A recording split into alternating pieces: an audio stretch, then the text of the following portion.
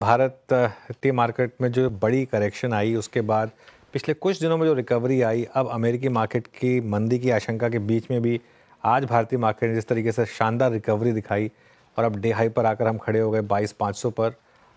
ये सब क्या सिग्नल दे रहा है, इस पर बात करेंगे।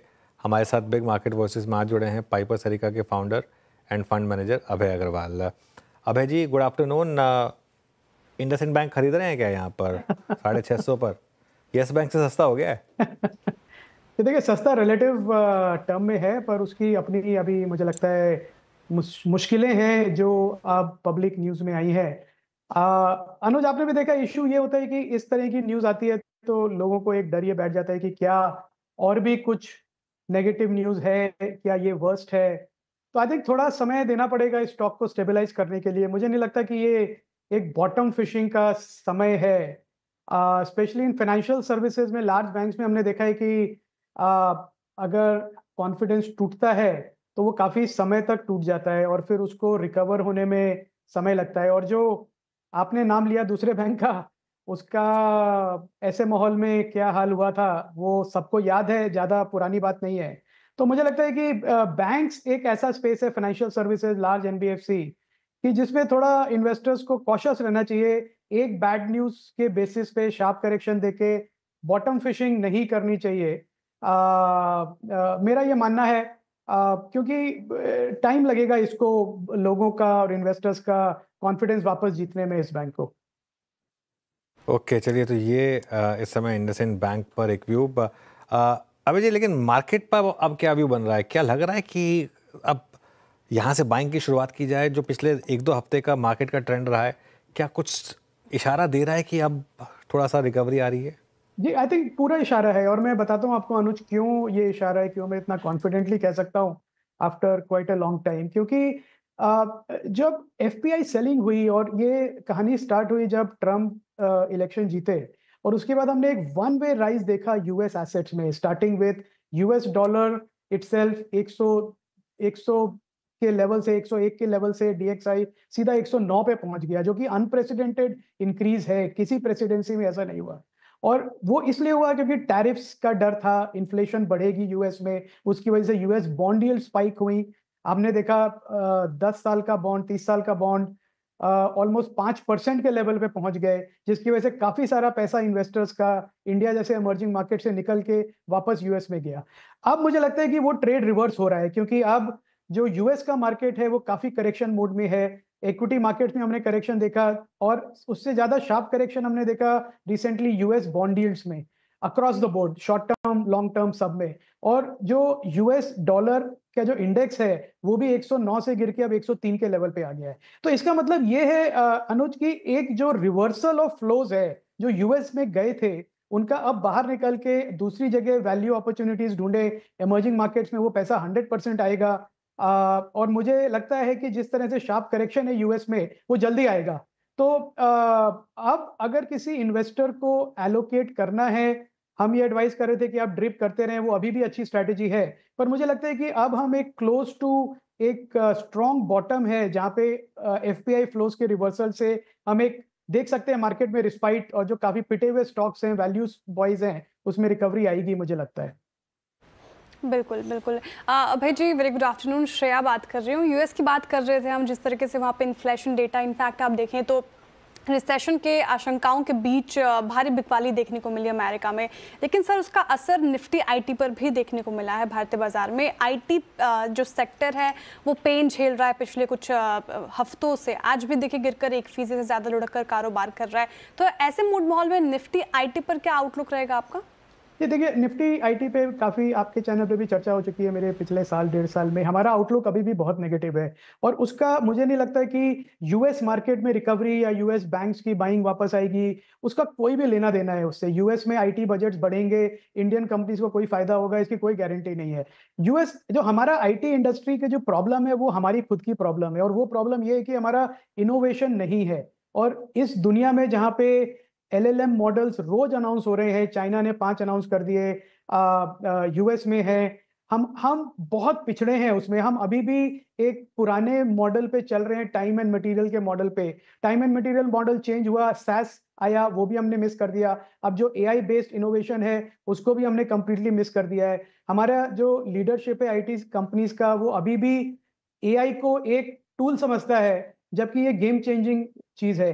तो मेरे मेरे को लगता है कि हमारे आईटी कंपनीज की कमेंट्री और परफॉर्मेंस वीक रहेगी अगले 12 महीने में भी ज्यादा उससे। तो मुझे कोई उधर वैल्यू अपॉर्चुनिटी नहीं दिखती है, क्योंकि कोई इनोवेशन नहीं है। जब तक मुझे इनोवेशन नहीं दिखेगा इंडिया की लार्ज आईटी सर्विसेज कंपनी का, मुझे नहीं लगता कि उसमें इन्वेस्टर्स को कोई ज्यादा इंटरेस्ट लेना चाहिए। ओके अच्छा अभय जी नमस्कार, वीरेंद्र बोल रहा हूँ। बैंक्स से हमने शुरू की थी इस पूरी चर्चा को, बात रही थी बैंक्स की शुरू में, लेकिन एनबीएफसी ज़्यादा कॉन्फिडेंस में रही हैं। लुक एट B2, अभी श्रीराम फाइनेंस की चर्चा हो रही थी, आप चोला को देखिए, और कुछ गोल्ड फाइनेंस कंपनियां भी अच्छा कर रही हैं, हालांकि उनके पीछे दूसरा कारण था। बट आपका एनबीएफसी पे झुकाव कितना है? ये अब पॉजिटिव हो रहा है बैंक्स पे भी और एनबीएफसी पे भी। काफी 1.5 साल हम अंडरवेट थे, पर अब हम जो देख रहे हैं, दो चीजें हुई हैं इसमें वीरेंद्र। एक तो जो वैल्यूएशन है वो काफी डाउनवर्ड एडजस्ट हुई है। काफी एनबीएफसी और बैंक्स में हमने 50% का करेक्शन देखा है, स्पेशली छोटे बैंक्स में। और काफी बैंक्स और एनबीएफसी हैं जो कि अब बुक वैल्यू के नीचे ट्रेड कर रही हैं। और उसका कारण ये है कि because of regulatory requirement Virendra जो टाइट हुए हैं, प्रोविजनिंग काफी हाई रही पिछले क्वार्टर में। पर प्रोविजनिंग का मतलब ये नहीं है कि ये लॉस है, और प्रोविजनिंग का मतलब ये है कि आपके जो कलेक्शन एफिशिएंसी है वो गिरी है। तो आपके जो डेज पर ड्यू है 30 days, 60 days, 90 days, 120 days across the board वो बढ़े हैं, और उसकी वजह से आपको प्रोविजनिंग करनी पड़ रही है।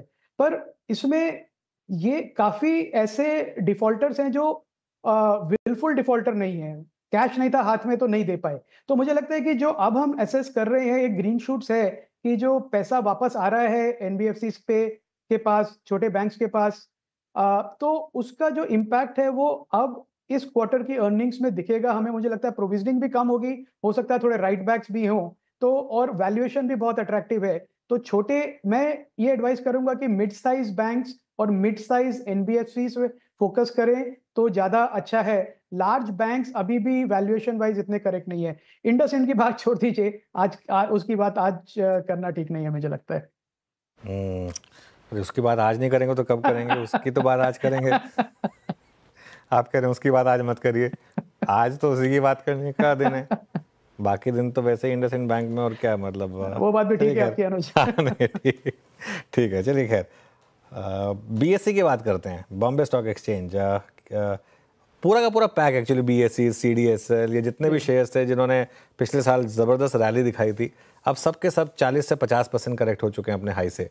बीएससी इतना नहीं करेक्ट हुआ है, लेकिन फिर भी करेक्ट तो हुआ है। यहाँ पर आपका क्या व्यू बन रहा है अब? ये हमारे कोर पोर्टफोलियो में सीडीएसएल कैम्स पिछले 4-5 साल से हैं, अभी भी हैं, हमने कोई उसको टच नहीं किया। करेक्शन है तो हमारे एनएवी को उसने भी हर्ट किया है जितने बाकी इन्वेस्टर्स को हर्ट किया है। पर ये बड़ी लंबे समय की स्टोरीज हैं सारी। बीएससी एनएसई अनलिस्टेड है तो अभी नहीं अवेलेबल है, पर सीडीएसएल है, कैम्स हैं, ये सारे एक लीडर्स हैं अपने जो कैपिटल मार्केट इंफ्रास्ट्रक्चर स्पेस को जिसको हम कहते हैं। इसमें ब्रोकिंग, आरटीए, डिपॉजिटरी, इनका बहुत इंपॉर्टेंट रोल है। और टेक्नोलॉजी ड्रिवन बिजनेसेस हैं तो मार्जिन्स भी बहुत अच्छे हैं, फ्री कैश फ्लो जनरेशन भी बहुत अच्छा है।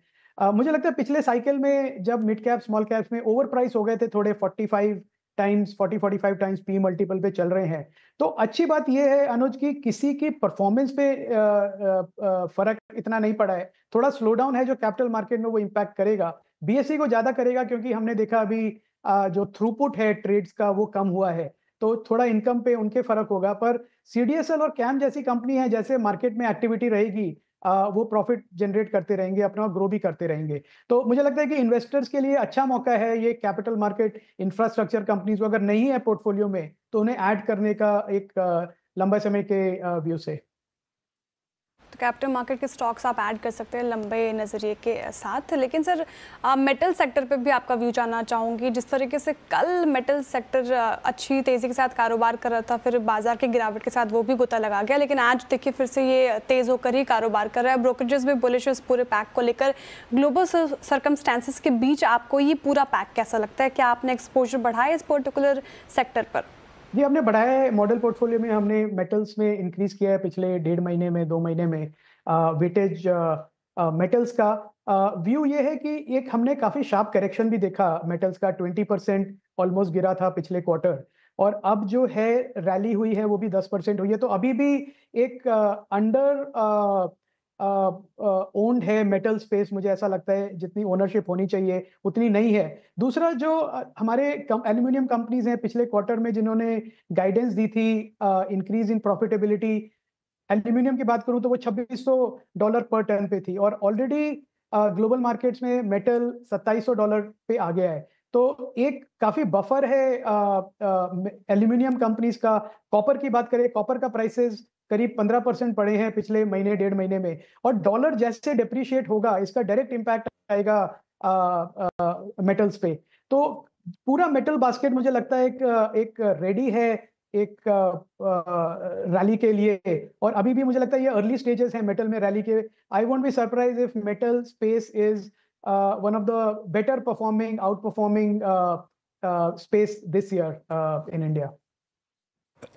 ओके, मेटल्स की बात करी यहाँ पे। अच्छा, एक स्क्रिप्ट और जो आपकी पिछली बातचीत हमारे से हुई और इस बातचीत तक जो थोड़ी सी परेशान नज़र आ रही है बास्केट, वो है ऑटो।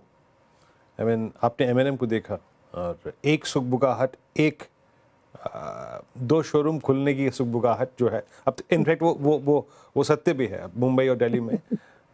तो टेस्ला की जो शिवरिंग है बाकी ऑटो कंपनियों पर जो नज़र आई, उसमें आप लोगों ने कुछ पिक किया या फिर अभी अवॉइड कर रहे हैं आप? अभी ऑटो का हमारे पोर्टफोलियो में, मॉडल पोर्टफोलियो में कोई नाम नहीं है अभी, पर हम देख रहे हैं उसको, क्योंकि मुझे लगता है कि डोमेस्टिक मार्केट में रिकवरी आएगी और अर्ली ग्रीन शूट्स हैं। तो ऑटो जो काफ़ी पिटा हुआ सेक्टर है उसमें डेफिनेटली रिकवरी आएगी। तो हम अगले 2-3 महीने में डेफिनेटली एक ऑटो का नाम 1 या 2 मॉडल पोर्टफोलियो में ऐड करेंगे। और मुझे लगता है कि जो एक इंटरनेशनल प्लेयर इंडिया आ रहा है, अनाउंस कर रहा है, वो एक एक्नॉलेजमेंट है कि इंडिया इतना डीप और बड़ा मार्केट हो गया है कि उनको भी अब आना पड़ेगा। तो ये एक अच्छा साइन है सारे प्लेयर्स के लिए। ये मतलब इतना छोटा मार्केट नहीं है हमारा कि एक बड़ा प्लेयर आ गया तो बाकी सबको नुकसान आ जाएगा। तो मुझे लगता है कि अभी भी गवर्नमेंट पॉलिसीज अगर फेवरेबल रही, स्पेशली ईवी लॉन्चेस पे, तो पूरा जो सेक्टर है वो बेनिफिट करेगा। 2 व्हीलर, 4 व्हीलर और इनोवेटिव प्रोडक्ट्स जो लॉन्च करेगा उसको डेफिनेटली फायदा मिलेगा। तो अभी वीरेंद्र हमारे पोर्टफोलियो में नहीं है, पर एक हाई वॉच लिस्ट पे है सारे स्टॉक्स जो लिस्टेड हैं अभी। चलिए अभय जी, बहुत बहुत शुक्रिया, आप इस कार्यक्रम में शामिल हुए, सभी सेक्टर्स पे, स्टॉक्स पे अपनी टिप्पणी रखी आपने, बहुत बहुत शुक्रिया।